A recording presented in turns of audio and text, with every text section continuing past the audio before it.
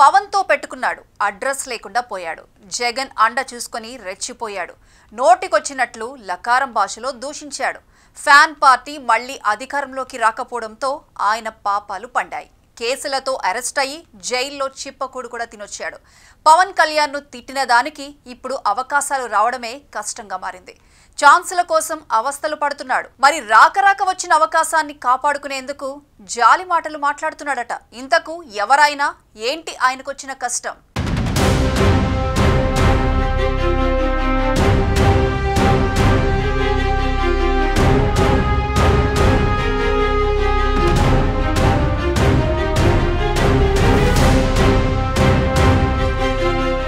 పుట్టలో పాముందని చెబితే ఎవరూ అటువైపు వెళ్లరు. కొంతమంది మాత్రం కుతూహలం ఆపుకోలేక పుట్టలోకి నేరుగా చేయి పెడతారు. అది ఉత్త బెదిరింపే అయితే సేఫ్ అవుతారు. అలా కాకపోతే మాత్రం ప్రాణాలకే రిస్క్ అనకూడదు. కానీ పాలిటిక్స్ కూడా రిస్క్తో కూడుకున్నవే అని చెప్పాలి. మొత్తం సమాజమే నిట్ట నిలువుగా చీలిపోయిన నేపథ్యం ఉందిప్పుడు.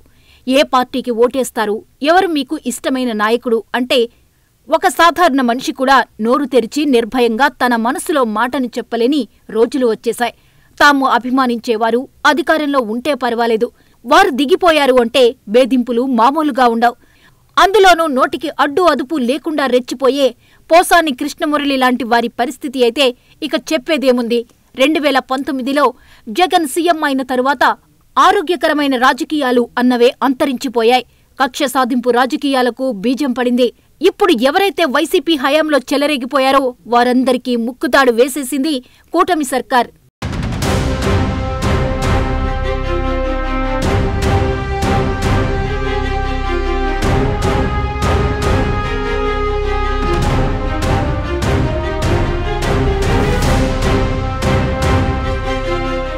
పోసాని కృష్ణమురళి పేరు వింటే ఎవరికైనా సరే మనసులో ఇంకో పేరు కూడా మెదలాడుతుంది.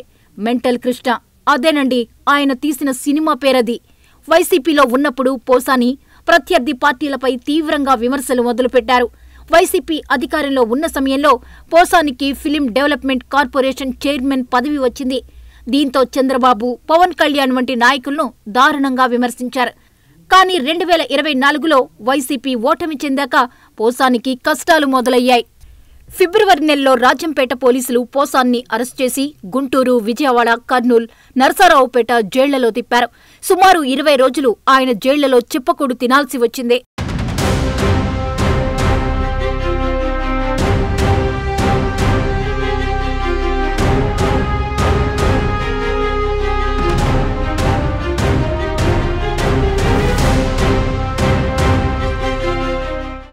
పోసాని కృష్ణమురళి భాష ఎంత నీచంగా ఉంటుందో ప్రత్యేకించి చెప్పక్కర్లేదు.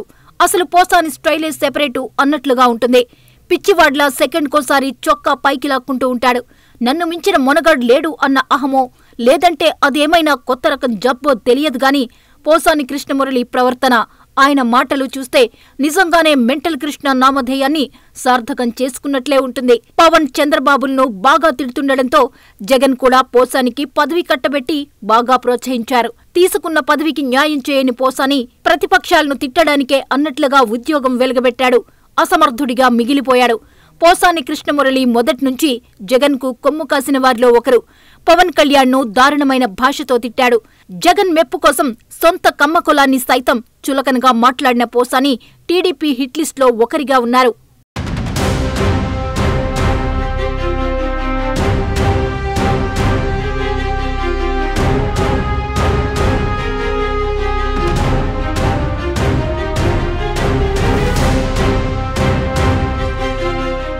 పోసాని కృష్ణమురళి సినిమా పరిశ్రమలో రచయితగా ప్రవేశించారు. అనేక సినిమాలకు కథలు, మాటలు రాశారు. తరువాత నటుడిగా కూడా మంచి పేరు తెచ్చుకున్నారు. కానీ రాజకీయాల్లో పడి తన సినిమా ప్రొఫెషన్ని కొంత మానేశారు. దాంతో సినిమాల్లో అవకాశాలు తగ్గిపోయాయి. రచయితగా కూడా పని తగ్గిపోయింది. జైల్లో గడిపిన కాలం తర్వాత తాత్వికంగా మారిన పోసాని మళ్లీ సినిమా రంగంలోకి వస్తున్నారు. ఈ దసరా వేళ అక్టోబర్ 22న ఆపరేషన్ అరుణారెడ్డి సినిమా షూటింగ్ ప్రారంభించబోతున్నారు. ఈ సినిమా జర్నలిస్ట్ నేపథ్యంలో రూపొందుతోంది. పోసానే దర్శకత్వం వహిస్తూ ఒక పాత్రను కూడా పోషించనున్నారు. సినిమాలో రాజకీయ వాసనలు ఉండబోవు అని అడిగిన వారికి చెబుతున్నారట. ఇప్పటికి తత్వం బోధపడిందో ఏమో గాని పూర్తిగా రాజకీయాలకు దూరంగా ఉండాలని భావిస్తున్నారట. ప్రేక్షకులు ఇప్పుడు ఆయన సెకండ్ ఇన్నింగ్స్ హిట్ అవుతుందా లేదో అని ఆసక్తిగా ఎదురుచూస్తున్నారు. ఇప్పటికే పవన్ ను దూషించడం వల్ల పోసానికి అవకాశాలే సరిగా రావడం లేదట. ఇప్పుడు వచ్చిన అవకాశం ఫెయిల్ అయితే పోసాని కృష్ణమురళి ఇంట్లో కూర్చుని కృష్ణ రామ అంటూ భజన చేసుకోవాల్సిందే అన్న టాక్ వినిపిస్తోంది.